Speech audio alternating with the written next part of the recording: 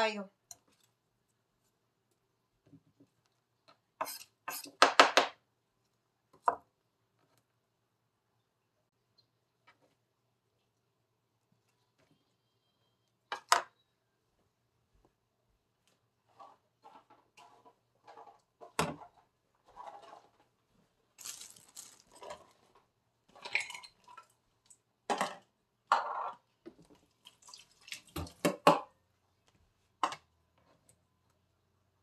Okay, dito may green scallion tayo. Dito tayo ito, sibuyas, guys. Itong ginagawa ko sa sibuyas ko, guys, oh.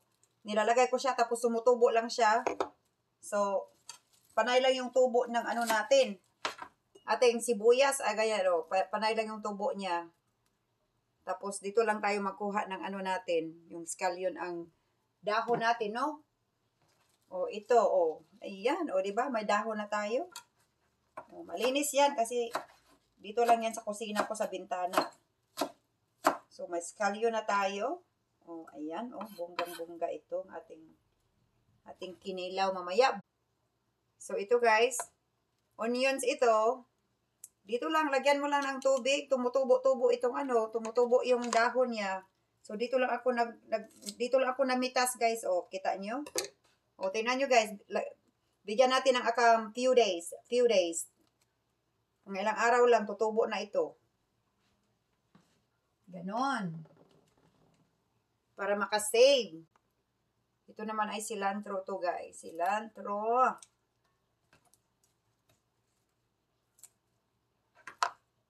Tuna. Ito na yung tuna natin guys. Hiwain na natin siya.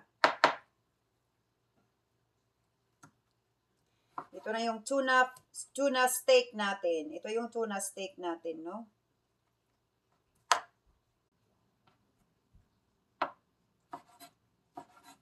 So, ayan guys. Piniprepare natin ang ating tuna na kinilaw. Magkilawin tayo ng tuna. Ayan. Kilawin tayo ng tuna dito. Galing pa ito sa New Jersey. This tuna came from a different state. Oh, ito guys, oh, galing sa New Jersey.